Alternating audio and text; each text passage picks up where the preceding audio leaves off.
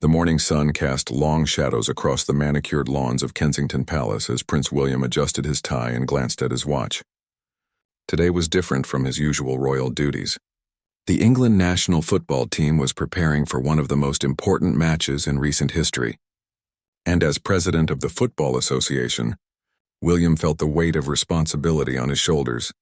Catherine, the Duchess of Cambridge, emerged from their private quarters wearing a crisp white blazer with subtle England rose embroidery. Her stylist had carefully chosen the outfit to show support while maintaining royal protocol. She carried a small England flag pin that had belonged to her grandmother, a woman who had cheered for the Three Lions through decades of heartbreak and hope. "The boys need to know the whole country is behind them," William said, scrolling through messages from football fans across Britain. Social media was buzzing with anticipation, and the hashtag #3Lions was trending worldwide. Children had painted their faces with St. George's crosses. Elderly fans dusted off scarves from tournaments past, and entire communities planned viewing parties. The couple's decision to publicly support the team wasn't just ceremonial. William had spent years building relationships with England players, understanding their pressures and dreams. He remembered meeting some of them as young academy players, watching them grow into international stars who now carried the hopes of 67 million people. Catherine reviewed the schedule their private secretary had prepared. They would visit the team's training ground, meet with coaching staff, and record a special message that would be broadcast before the match. But first, they had arranged something unique that would surprise both the players and the public. The Coldstream Guards, one of the oldest regiments in the British Army, had requested permission to create a special tribute. These soldiers, known for their discipline and ceremony at Buckingham Palace, were also passionate football supporters. Many had served in Afghanistan and Iraq, finding solace in following England's fortunes during difficult deployments overseas. Sergeant Major Thomas Richardson had approached the palace with an extraordinary proposal. His bandsmen wanted to perform the England team's unofficial anthem in a way that would honor both military tradition and football passion. The idea had captured William's imagination immediately. As the royal couple prepared to leave for their first engagement, their children burst into the room. Prince George, wearing his England shirt, was practicing penalty kicks against the sofa. Princess Charlotte had drawn pictures of football players, and little Prince Louis was attempting to sing "Football's Coming Home" with enthusiastic if somewhat inaccurate lyrics. "Can we come and meet the football players?" George asked, his eyes bright with excitement. William smiled, remembering his own childhood dreams of playing for England. Though royal duties had taken him down a different path, his love for the beautiful game had never diminished. Catherine knelt down to George's level. "The players are working very hard to prepare for their big match, but maybe if they win we can arrange something special." The promise seemed to satisfy the young prince, who returned to his penalty practice with renewed vigor. The palace communications team was carefully coordinating the day's events with Wembley Stadium, the Football Association, and various military officials. This wasn't just about one match.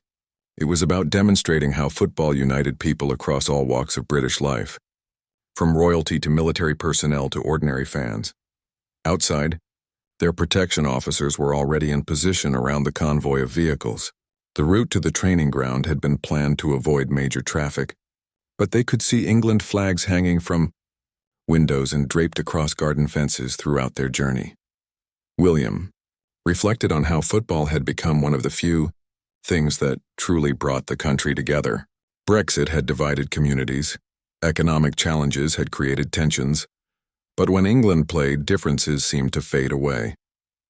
Pub landlords reported strangers becoming friends over shared nervous energy, and social media filled with messages of unity rather than division. The Duchess checked her phone one final time before they departed. Messages of support were pouring in from football associations around the world, from former England players, and from ordinary fans who appreciated the royal family's genuine enthusiasm for the sport.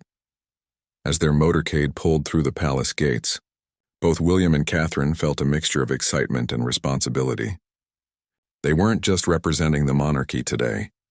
They were representing every England supporter who had ever dreamed of football glory, every child who had kicked a ball in their back garden imagining they were scoring the winning goal at Wembley, and every generation that had passed down their love of the three lions. The day ahead would combine centuries-old military tradition with modern sporting passion, creating memories that would last long after the final whistle. Neither William nor Catherine could have predicted how their simple gesture of support would capture the imagination of the entire nation, turning a routine royal engagement into something truly magical that would be remembered for years to come. The England training ground at St. George's Park buzzed with activity as players went through their final preparations.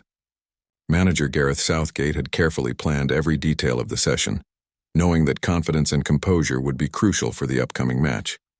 The players had been told about the royal visit, but none of them expected what was about to unfold.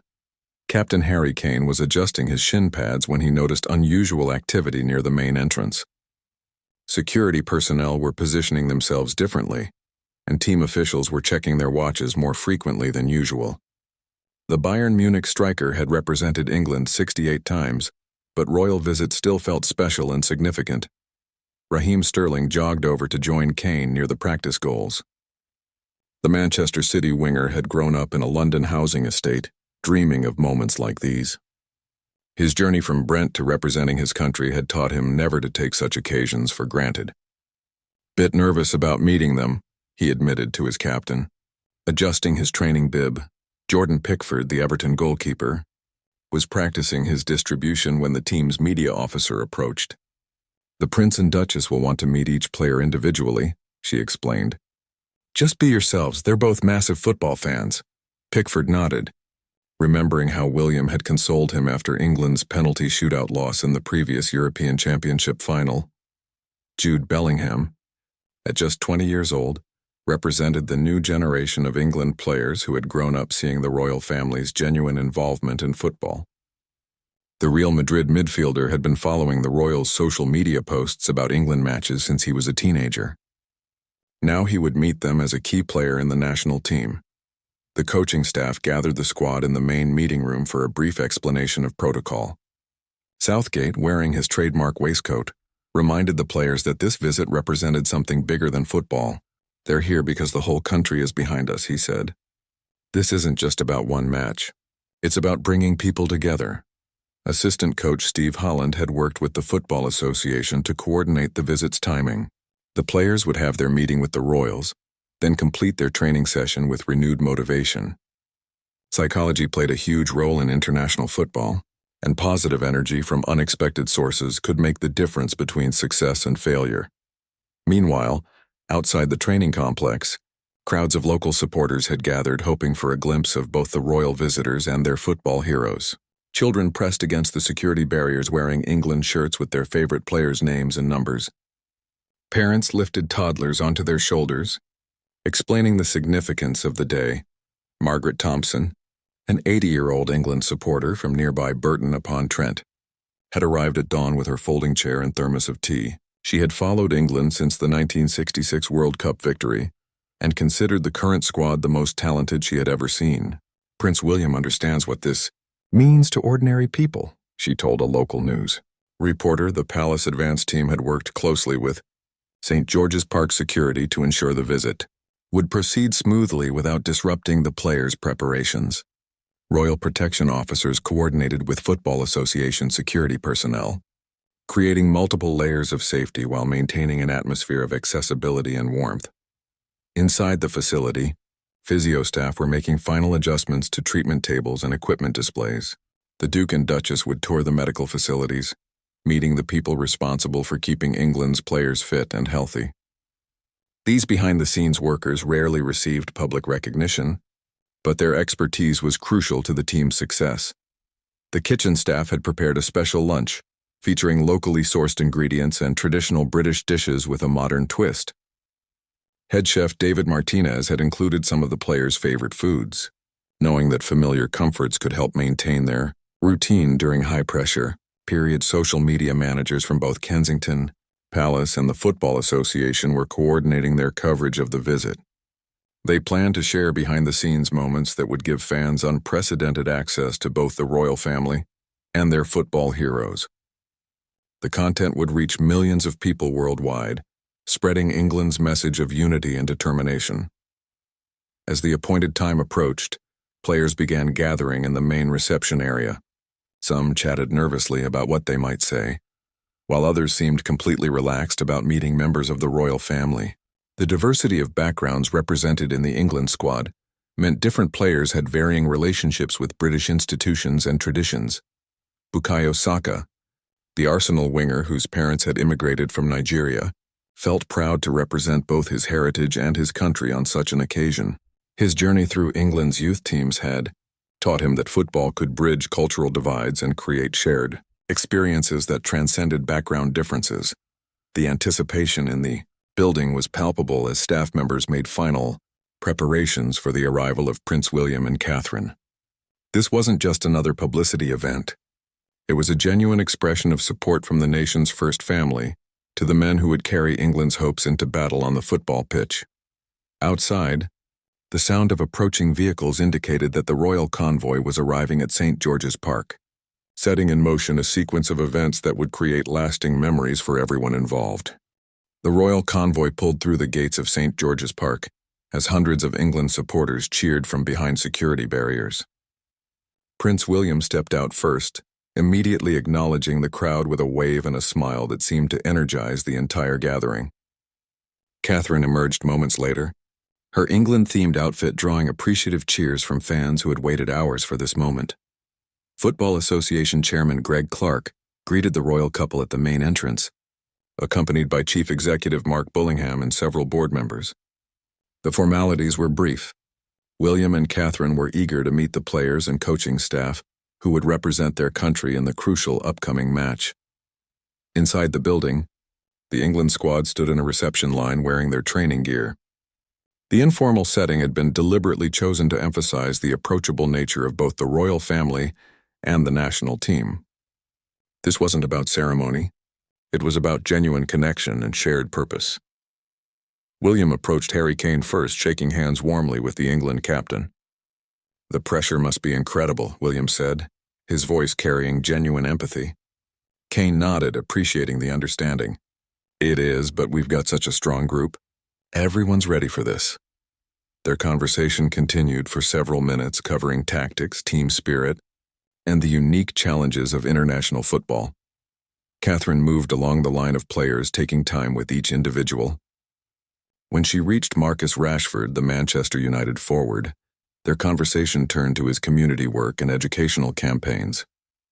"What you've done off the pitch has been just as important as your goals," Catherine told him.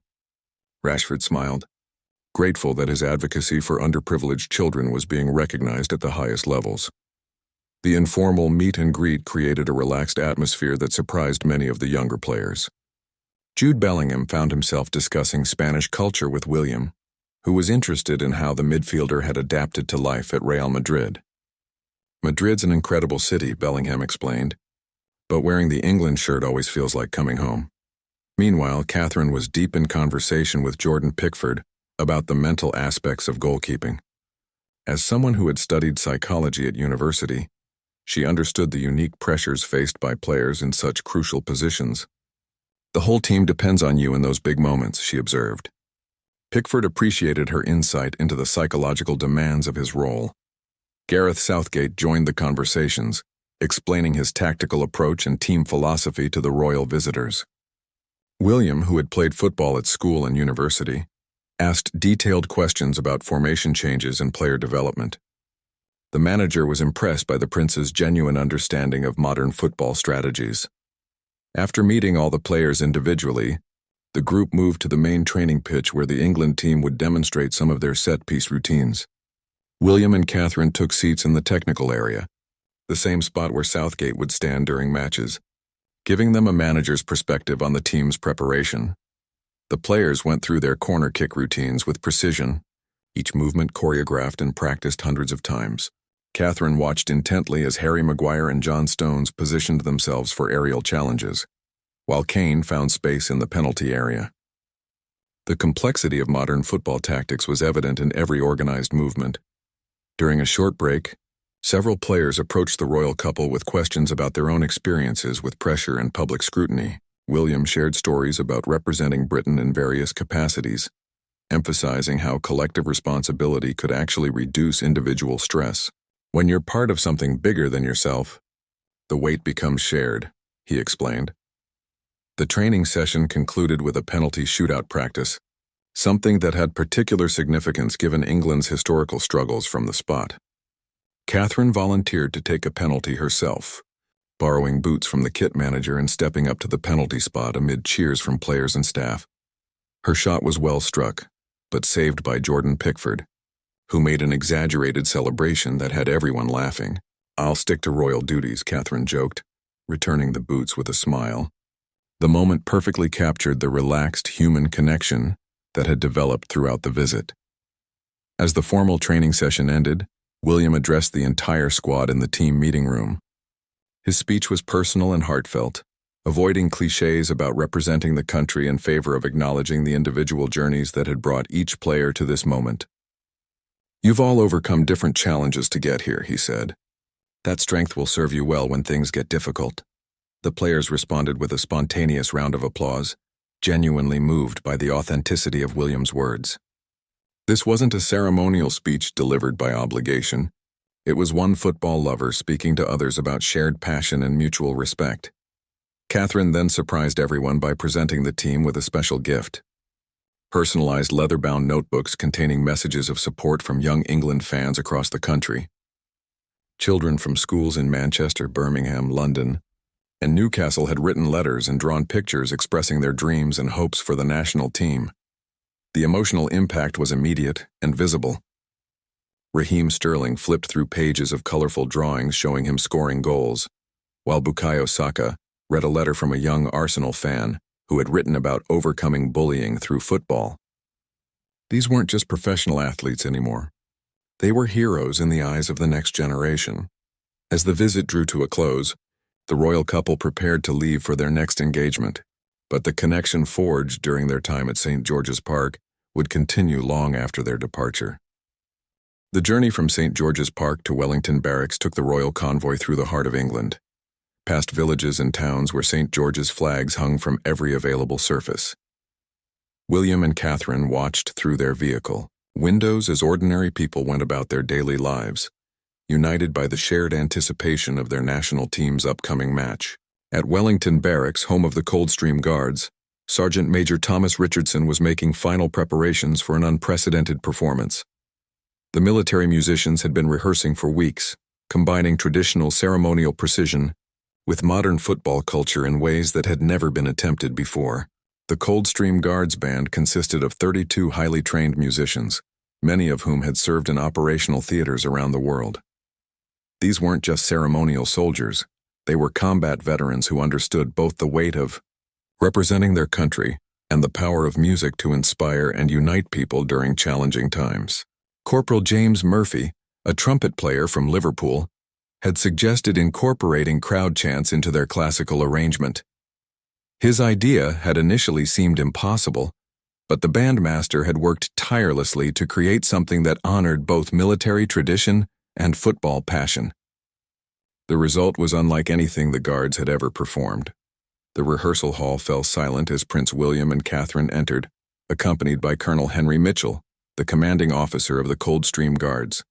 The musicians stood at attention in their iconic red tunics and bearskin hats, instruments gleaming under the barracks' fluorescent lights.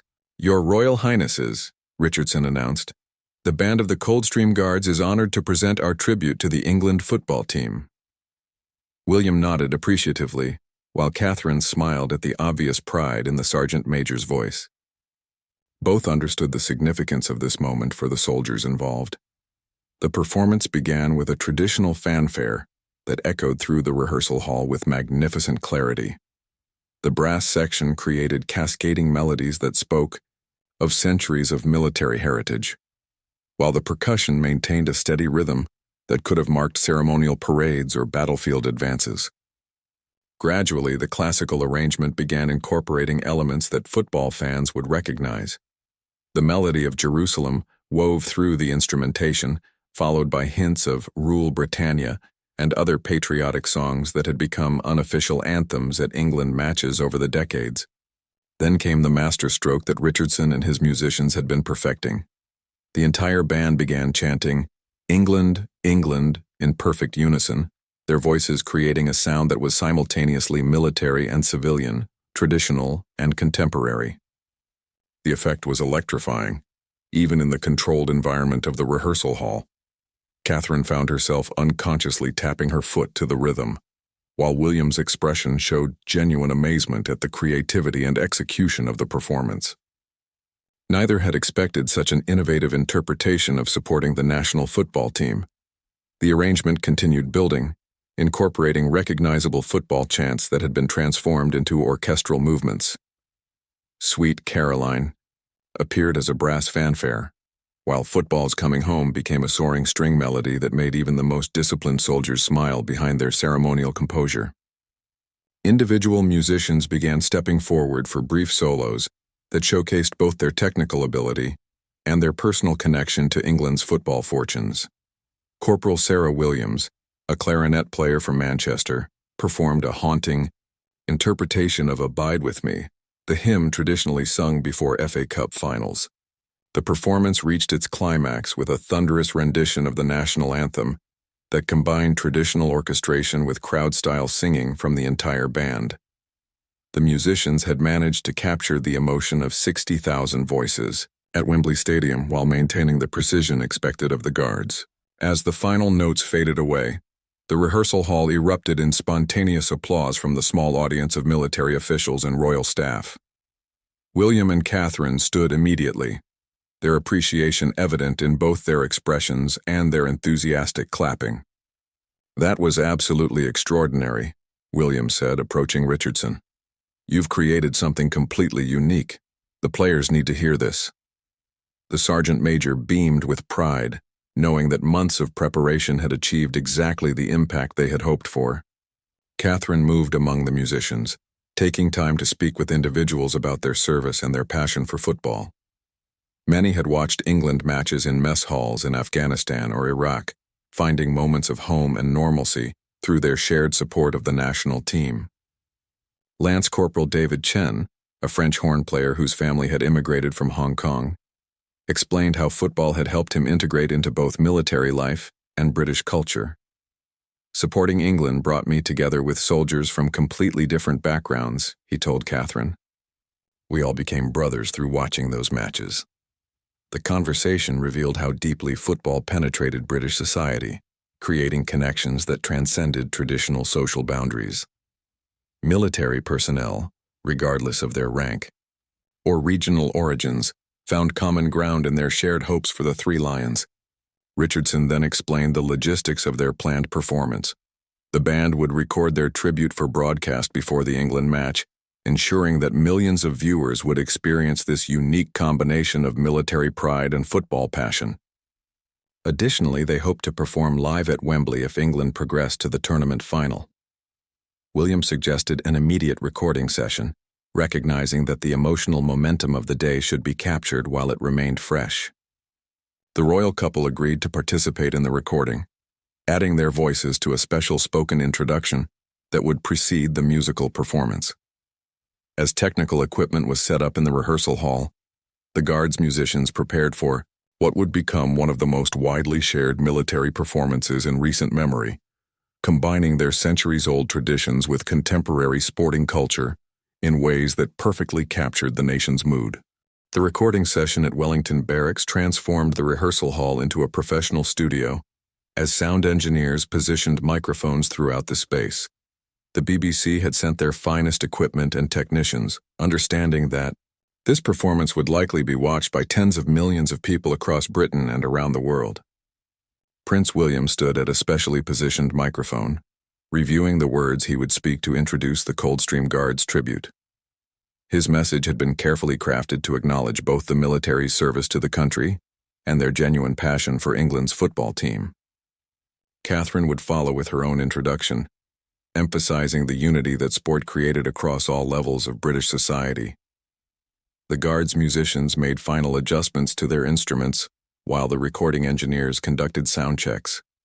Sergeant Major Richardson had never conducted a performance that would receive such widespread attention, but his decades of military experience had prepared him for high-pressure situations where precision and composure were essential. "Your Royal Highnesses were ready to begin," announced the BBC's senior sound engineer. The recording would be captured in multiple takes to ensure perfect quality, but everyone hoped the emotional energy of the first performance could be preserved in the final version. William approached his microphone as the recording equipment activated. His voice carried the authority of his position, but also the warmth of a genuine football supporter addressing fellow fans. The men and women of our armed forces serve our country with distinction in every corner of the world, he began. Today, the Coldstream Guards demonstrate that their dedication extends beyond duty to the shared hopes and dreams that unite us all as England supporters. Catherine followed seamlessly, her words carefully chosen to emphasize inclusion and community. Football has the remarkable power to bring together people from every background, every profession, every walk of life. When our players take the field, they carry not just our hopes, but our unity. The Coldstream Guards represent that spirit beautifully through their music. The royal introductions concluded, Richardson raised his baton as the 32 musicians prepared for their performance. The recording equipment captured every nuance, as the opening fanfare filled the rehearsal hall with majestic sound that spoke of centuries of British military tradition. The arrangement flowed seamlessly from classical military music into recognizable football anthems, each transition carefully orchestrated to maintain both musical integrity and emotional impact. The brass section soared during Jerusalem, while the woodwinds provided delicate accompaniment that enhanced rather than competed with the melody. When the band reached the section incorporating football chants, their voices created a sound unlike anything heard before in military music. These were professional soldiers singing with the passion of lifelong England supporters. Their discipline, channeled into musical expression rather than ceremonial duty. Corporal Murphy's trumpet solo during Sweet Caroline brought smiles to everyone in the room, including the normally stoic Royal Protection officers. The melody was instantly recognizable but elevated by military precision and classical arrangement into something that honored both its popular origins and its new ceremonial context. The performance built to its climactic finale with the national anthem, performed with such power and emotion that several people in the room found themselves unexpectedly moved. The combination of traditional orchestration with crowd-style participation created a sound that was both familiar and completely revolutionary. As the final notes faded away, the rehearsal hall remained silent for several seconds before erupting in applause. The recording engineers gave thumbs-up signals, indicating that the technical quality matched the emotional impact of the performance. That was absolutely perfect, William told Richardson, genuine emotion evident in his voice. The players will be incredibly moved when they hear this. The whole country will be. Catherine nodded her agreement, still processing the unique experience they had just witnessed and participated in. The recording session continued with several additional takes to ensure backup options, but everyone agreed that the initial performance had captured something special that might be difficult to replicate. The musicians had poured their hearts into the tribute, creating art that transcended both military tradition and sporting culture. During a break between recordings, individual Guard members shared stories about their personal connections to England football. Many had served overseas during major tournaments, gathering around televisions and military bases to watch matches, with fellow soldiers from across the Commonwealth and allied nations. Staff Sergeant Robert Davies from Wales had joined his English colleagues in supporting the Three Lions during the previous World Cup, despite his own national loyalties. When you're serving together, thousands of miles from home, you support each other's teams, he explained to Catherine. It becomes about more than regional rivalries. The recording session concluded with informal conversations between the royal couple and the Guards musicians. These weren't just ceremonial interactions. Genuine friendships were forming between people who shared common passions despite vastly different life experiences. William made a spontaneous decision to invite the entire band to Wembley Stadium if England reached the tournament final. "You'll perform on the pitch before the match," he announced, causing excitement that briefly broke the military decorum that normally governed such occasions. As the technical equipment was packed away, copies of the recording were prepared for immediate distribution to broadcast partners worldwide.